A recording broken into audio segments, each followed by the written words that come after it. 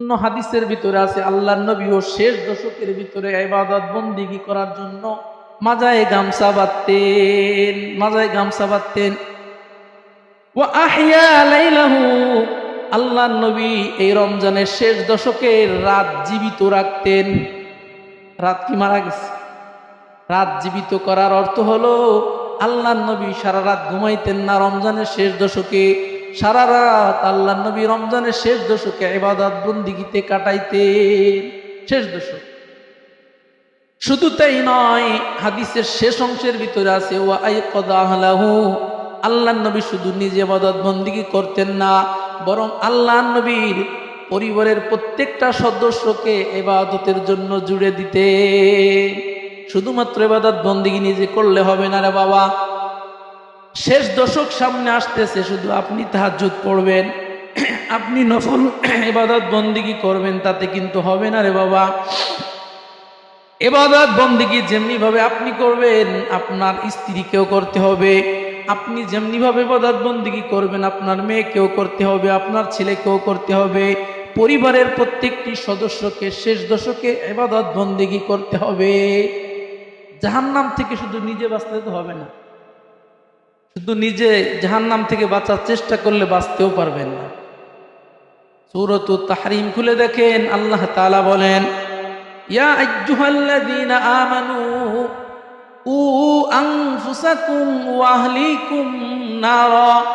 আল্লাহর নবী ঈমানদারদের ডাক দিয়ে বলে, ও ঈমানদারের দল, উ আনফুসাকুম, তোমরা নিজেদেরকে প্রথমে জাহান্নামের আগুন থেকে বাঁচাও, ওয়া আহলিকুম নারা, দ্বিতীয় পর্যায়ে নিজে জাহান্নামের আগুন থেকে বেঁচে গেছো, এবার নিজের সন্তানকে জাহান্নামের আগুন থেকে বাঁচাও।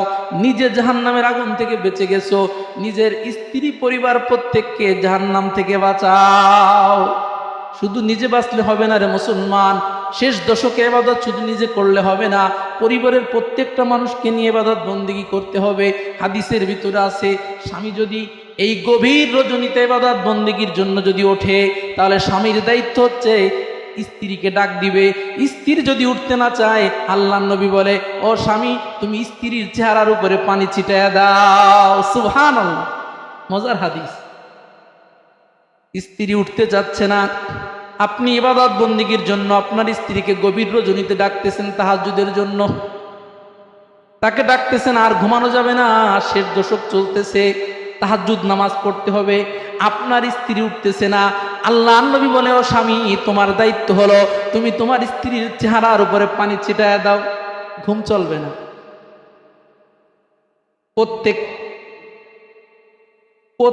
প্রত্যেকের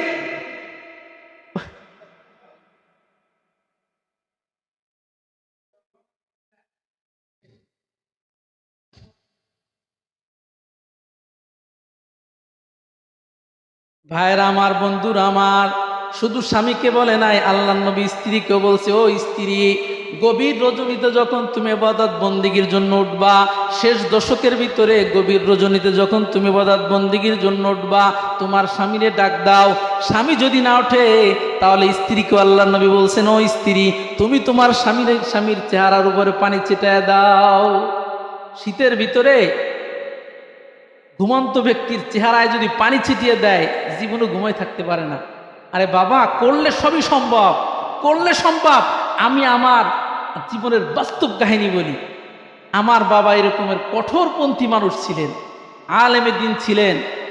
এরকমের আমরা ফজরের নামাজে, ছোট মানুষ, নামাজই তো ফরজ হয় নাই, কিন্তু ওই যে ছোটবেলা থেকেই নামাজের তালকিন যদি দেওয়া না হয়, এই সন্তান বড় হলে নামাজ পড়বে না। এই জন্য ছোট সন্তান যার উপরে নামাজ ফরজ না, ওকেও আল্লাহর নবী বলেন নামাজের আদেশ করো। মুরু আওলাদাকুম বিসসালাহ, আল্লাহর নবী বলে, তোমার সন্তানের বয়স 6 বছর 7 বছর, ওর উপরে নামাজ ফরজ না, এরপরও নামাজ পড়তে বলো। কারণ যখন 10 বছর বয়স হয়ে যাবে, হুট করে নামাজের কথা বললে নামাজ পড়বে না। এই জন্য আল্লাহর নবী বলেন, বাচ্চাকে আগের থেকেই তৈরি করতে হবে। বাজান, এই যে ছোট্টবেলা আমরা যখন 6-7 বছরের বাচ্চা শিশু ছিলাম, আমি নিজে দেখেছি রে বাজান, আমার বাবা আমাদের শরীর থেকে খাতা সরিয়ে, এই কম্বল সরিয়ে, আমার বাবা আমাদের বিছানায় পানি ঢেলে দিয়েছে। পানি ছিটায় দেয় নাই, পানি ঢেলে দিয়েছে।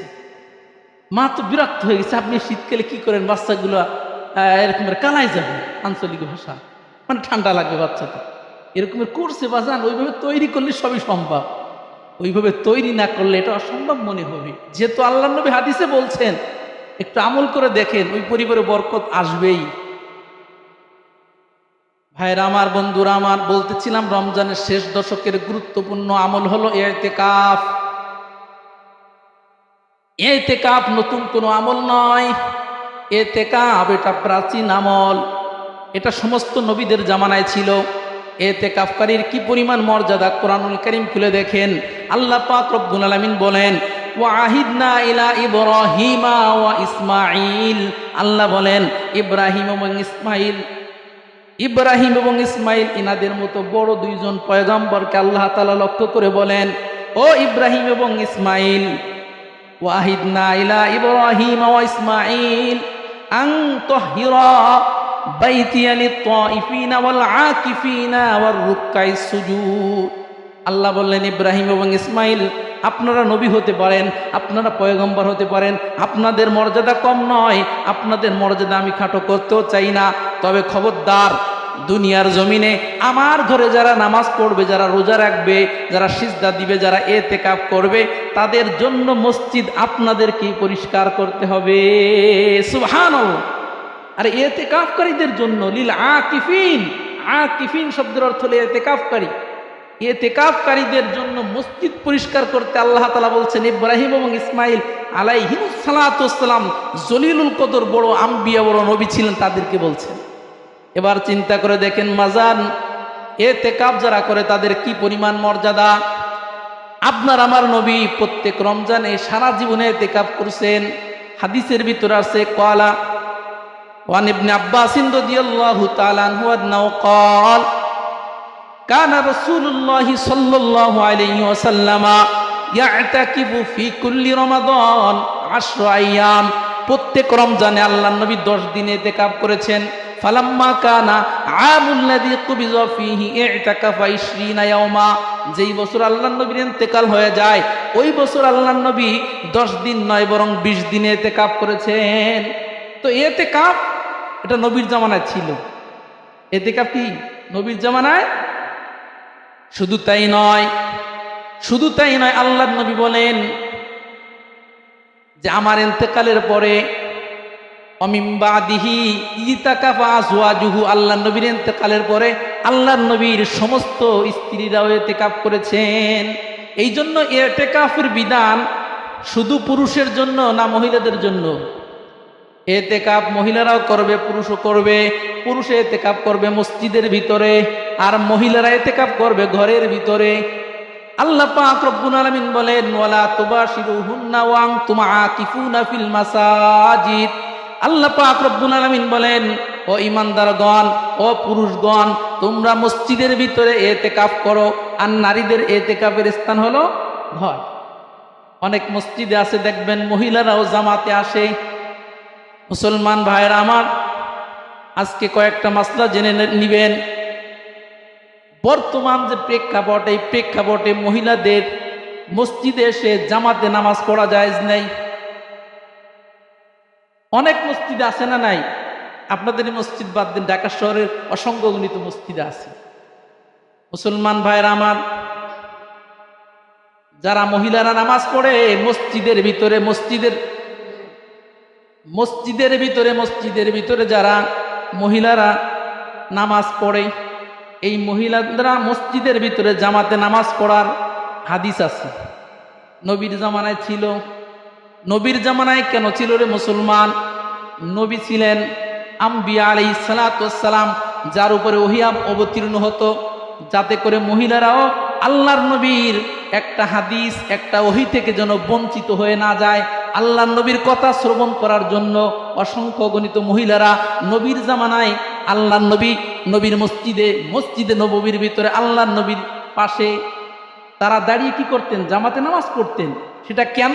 বলে আল্লাহর নবী জীবিত আছেন, আল্লাহর নবীর উপরে ওহী অবতীর্ণ হয়েছে, ওহীর একটা বাণী যেন পৃথিবীর কোনো মুসলমান যেন ওহীর একটা বাণী থেকে বঞ্চিত হয়ে না যায়, চাই সে নারী হোক অথবা পুরুষ হোক। এই প্রয়োজনীয়তার কারণে আল্লাহর নবী মহিলাদেরকে বলছিলেন যে তোমরাও মসজিদের ভিতরে জামাতে কি হবা, শরীক হবা। আল্লাহর নবী যেহেতু নাই, অতএব মসজিদে মহিলাদের আসার প্রয়োজনীয়তাও নাই। শুধু তাই নয়, হাদিসের ভিতরে আসছে, আম্মা জান আয়েশা সিদ্দিকা রাদিয়াল্লাহু তাআলা আনহা বলেন, বর্তমান জামানার যে প্রেক্ষাপট, এটা আজকের কথা না, 1400 বছর আগে আল্লাহর নবীর স্ত্রী আয়েশা সিদ্দিকা বলছেন, বর্তমান জামানার যে অবস্থা, এই জামানার মহিলাদের অবস্থা যে এত খারাপ, এই অবস্থা যদি আল্লাহর নবী জানতেন তাহলে অবশ্যই মহিলাদেরকে মসজিদে আসতে নিষেধ করতেন। এটা বর্তমান জামানার কথা নাকি রসুলের জামানা আর 1400 বছর আগের কথা? 1400 বছর আগের কথা। আল্লাহর নবীর ইন্তেকালের পরে আল্লাহর নবীর স্ত্রী বলতেছেন, মহিলারা যে কত খারাপ হয়ে গিয়েছে, মহিলাদের কতটা নির্লজ্জ বেহায়া হয়ে গিয়েছে, এটা যদি আল্লাহর নবীর জানা থাকতো তাহলে আল্লাহর নবী কোনো মহিলাকে মসজিদে আসার অনুমতি দিতেন না। তাহলে এটা 1400 বছর আগের কথা। আর 1400 বছর পরে এখনকার মহিলারা কি রাবেয়া বসরি? হ্যাঁ, ওই জামানার মহিলাদের চেয়ে এই জামানার মহিলারা কি ভালো? কি বলেন? হাদিসে তো এমন আসছে যে জামানা যত পরিবর্তন হবে তত মানুষ খারাপ হবে। পিছনে যারা চলে গেছে, আপনার আমার বাপ দাদা যারা চলে গেছে, ওরাই ভালো ছিল। আমরা যত ইবাদত বন্দেগী করি ওনাদের মধ্যে হতে পারবো না। পিছনে যারা চলে গিয়েছেন ওনাদের জামানাটাই ভালো গিয়েছে। সামনে জামানা যত আসতেছে তত ভয়ঙ্কর জামানা আসতেছে। আল্লাহর নবী তো এমনও বলেছেন যে জ্বলন্ত আগুন হাতে রাখা যতটা কঠিন, একটা আগুন জ্বলতেছে, একেবারে জ্বলন্ত আগুন, তার ভিতরে হাত দেওয়া যতটা কঠিন, এমন একটা জামানা আসবে যে ওই জামানায় ঈমান বাঁচানো তার চেয়েও কঠিন। ওই জামানা চলে আসছে। এই জন্য মুসলমান ভাইয়েরা আমার, অনেক মসজিদে এই মহিলারাও কি করে, ইতিকাফ করে। মহিলাদের জন্য সর্বোত্তম স্থান হচ্ছে তার ঘর, তার ঘরের কোণা। পুরুষের যেমনি ভাবে মসজিদে এসে জামাতে নামাজ পড়লে 70 গুণ নেকি বেড়ে যায়, ঠিক তদ্রূপভাবে মহিলারা যদি একা একা ঘরের ভিতরে নামাজ পড়ে তার নামাজের সব এরকম বহুগুণে বেড়ে যায়। সুবহানাল্লাহ। এক এক এলাকার ভিতরে এক এক পদ্ধতি আছে। মহিলারা জামাতের নামাজ পড়ার বিষয়টা একটু ক্লিয়ার হওয়া দরকার। অনেক এলাকার ভিতরে আছে যে পুরুষ ইমামের পিছে মহিলারা কি করে, নামাজ পড়ে। তো এক্ষেত্রে মাসআলা হচ্ছে 100% যদি পর্দার বিধান ঠিক রাখা যায়, ফিতনা ফাসাদের সম্মুখীন হওয়ার কোনোই সম্ভাবনা যদি না থাকে, ফিতনা ফাসাদের কোনোই কি নাই, সম্ভাবনা নাই, মসজিদের ভিতরে সম্পূর্ণভাবে দেওয়াল দিয়ে মহিলাদের জন্য আলাদাভাবে ব্যবস্থা আছে। এরকমের অনেক মসজিদে আছে না নাই? ঢাকা শহরে আছে। এই রকমের পরিপূর্ণ সিকিউরিটি সহকারে যদি মহিলারা পুরুষ ইমামের পিছে যদি নামাজ পড়ে, তাহলে নামাজ পড়া জায়েজ, মাকরু থেকে খালি না। নামাজ পড়া জায়েজ, মাকরু থেকে।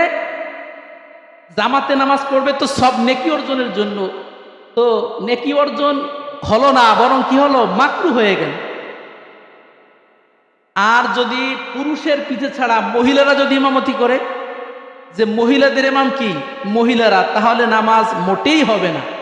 আমি যেখানে থাকি ওখানে আমার এক মুসল্লি বলল, হুজুর আমাদের এলাকায় মহিলারা তো জামাত করে, তারাবির জামাত। আমি বললাম, মহিলারা তারাবির জামাত করে? জি হুজুর, চলে তো। পরে আমার ডাকছে, আমার কাছে ডেকে নিয়ে এসছে ওই মহিলা ইমাম যিনি তারাবি পড়ে। আমি জিজ্ঞেস করলাম যে আপনি যে এই মহিলাদেরকে তারাবির নামাজ জামাতে পড়ান, কোন জায়গা পেয়েছেন? কয় হুজুর পাইছি মানে আমি মিরপুর 10 বছর পর্যন্ত পড়াই আসছি। মিরপুর পড়ালে আর মক্কা মদিনায় পড়ালে কি হালাল হয়ে যায় নাকি? মহিলারা কখনো ইমামতি করতে পারবে না। মহিলাদের ইমামতি কি নাই, জায়েজ নাই। মহিলাদের ইমামতিতে যদি জামাত হয় তাহলে কোনো অবস্থায় নামাজ হবে না। পুরুষ ইমামের পিছে যদি মহিলারা সম্পূর্ণ সিকিউরিটির সাথে পরিপূর্ণ পর্দার বিধান সংরক্ষণ করে সম্পূর্ণভাবে মসজিদের ভিতরে দেওয়াল থাকবে, এই সব কিছুকে ঠিক রেখে যদি পড়ে, তাহলে নামাজ পড়া জায়েজ, মাকরু থেকে খালি না। নামাজ পড়া জায়েজ, মাকরু থেকে। কিন্তু মহিলারা যদি ঘরের ভিতরে গোপনে একা একা নামাজ পড়ে, তাহলে আমরা পুরুষেরা মসজিদে জামাতে নামাজ পড়লে যে পরিমাণ নেকি আমাদের বেড়ে যাবে, আল্লাহর নবী বলে ওই মহিলারা ঘরের ভিতরে একা একা নামাজ পড়লে ওদের আমল নামায়